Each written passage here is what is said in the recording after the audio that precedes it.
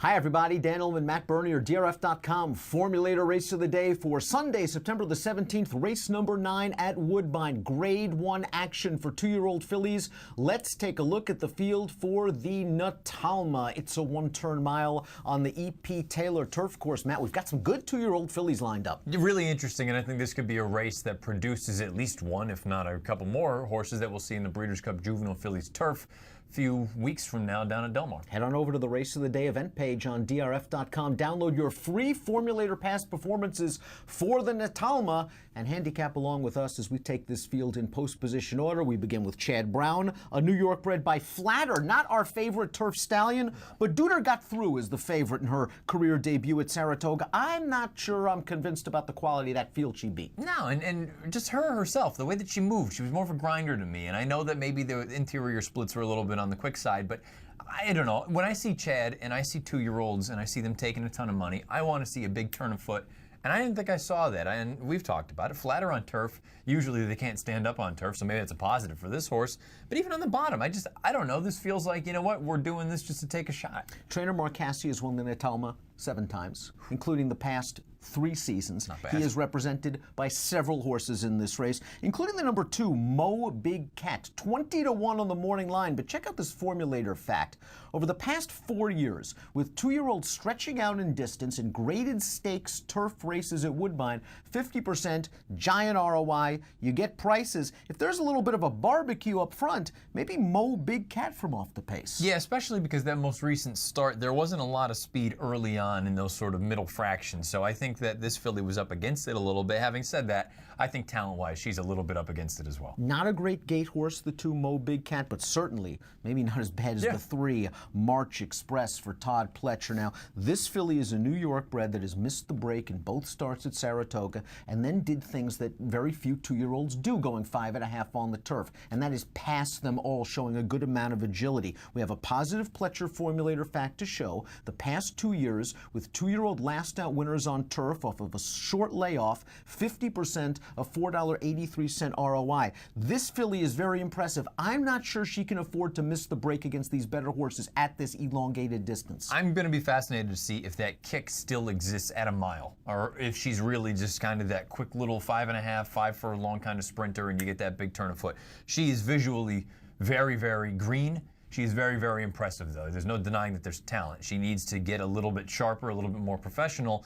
And like you said, I don't know that she can afford to spot the field 2 or 3 lengths, especially a field like this. The 4 is Del Mar, a horse that's really done nothing wrong from 2 starts for trainer Roger Atfield. Now gets Lasix following a maiden win in her turf debut. Let's take a look at the Timeform US pace projector. Our friends at Timeform US have Del Mar at 20-1 out there on the early lead as she stretches out in distance. She's pretty good. She has to improve a little bit against these tougher foes. She does, and I have to be honest, I think I'd be a little bit surprised if she was on the lead. She's usually doing her running from a little bit off of it. The pace fell into her lap in that most recent start where she took up basically a stalking position 3 or 4 lengths off of it, but I like everything she's done. I don't think there's anything really to knock about this filly. You get the Lasix, you've got a high-profile outfit.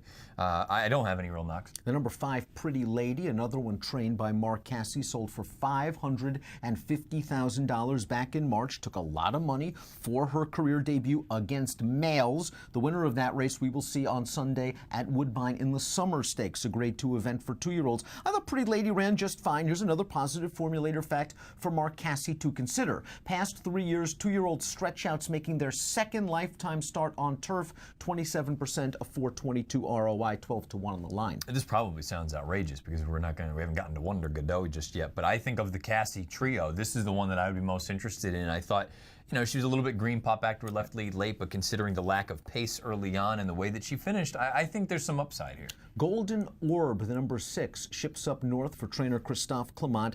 I really liked her debut win at Saratoga on August the 6th. She broke well, a little bit to the inside, but then she settled very well down towards the inside. She didn't mind being in behind horses. When Arad Ortiz pushed the button, she showed some agility, altering course to split horses 4 wide, turning into the stretch, and then she finished it off okay. Lasix on for start number 2.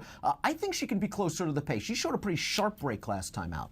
She showed a very sharp break, and that's the thing. I think it's just a kind of a positive and a kudos to her that she was able to just kind of come to hand.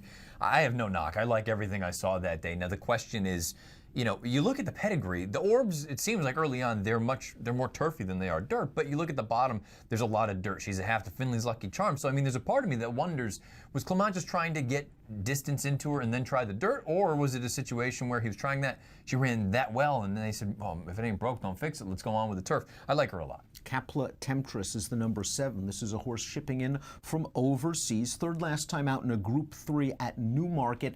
I watched the race and I just saw sort of a one-paced, even effort. It was a good effort. She has shown a little bit of tactical speed over there.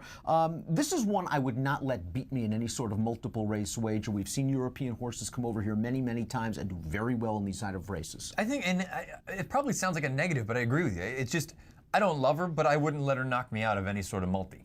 The number 8 is Wonder Godot, and I have a feeling that this is the one that's going to be the most fancied of the Cassie horses.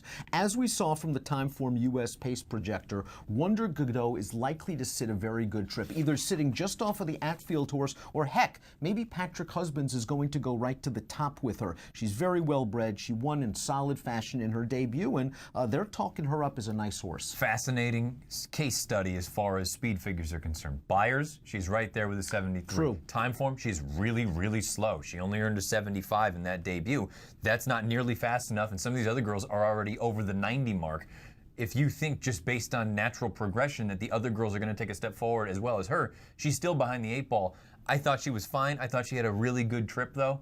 I won't be surprised if she runs well, but again, of the Cassie 3 horses that are going, I kind of think that for me, she's 2, if not 3. I think that her and Mo Big Cat, they would be 2nd and 3rd, and I think Pretty Lady for me is the one of those 3. Second choice on the morning line, Wonder Godot, the number 8, Keeneland graduate, Patrick Husbands aboard, but might work out the best trip of the 3 Cassies, sitting close to a moderate pace. Completing the field is the number 9, Dixie Moon. Now this filly, I liked some of the things she did, going 7 furlongs. Not easy for a 2-year-old this time of year to win going 7. She did it sitting off of another horse that blasted out to the lead, finished very well. She was no surprise. A 1-2 shot. She's by Curlin. She draws a nice outside post position, and maybe she's sitting a 3-wide pace tracking trip.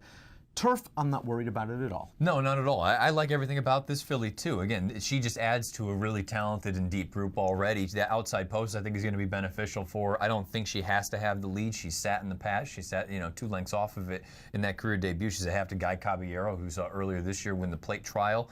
Distance isn't going to be an issue for her. I think there's a lot to like about her as well. I want to get back to Capla Temptress real quick. Formulator fact for her European-based trainer, Marco Botti, has done very, very well shipping into North America in the past from limited opportunities. 3 for 10 on turf, positive return on investment. It only adds to the appeal of the X factor in the race, Capla Temptress. Okay, it's picks time now for the Natalma. You and I agree. We like Golden Orb, the number 6. She's 7-2 on the morning line. This field is so deep, however, I wouldn't be surprised if she's 7-2. I wouldn't be surprised if she's 6-1. Let's hope for 6-1. Yeah, it's going to be interesting to see how they bet the race, too, because like you say, Wonder Godot, I feel like is just the buzz horse, the hype horse. And the Pletcher horse. The Pletcher horse is really, really talented, but you've also got other ones. I mean, Chad always takes money in these races. I can't imagine that filly is going to be dead on the board. Catherine Day Phillips' horse in here. Dixie Moon. I think it's going to be really interesting to see. Put it this way, whoever you like, I can't imagine anyone being less than 5-2. This should be a fun race, and I have a feeling this race is going to have a major say in the Breeders' Cup Juvenile Fillies turf at Del Mar. Matt's going 6-3, 9-4. I'm going 6-7, 3-9 in the Grade 1 Natalma Sunday's DRF.com Formulator Race of the Day. And if you're playing that nice card at Woodbine on Sunday, look at this. Wow. Fall into a $300 sign-up bonus. Pretty graphics. By signing up for DRF Bets. All you have to do is head on over to drf.com/fall. Sign up by using the promo code FALL300. Approximate post time for the Grade 1 Natalma, 5:24 Eastern on Sunday. Good luck.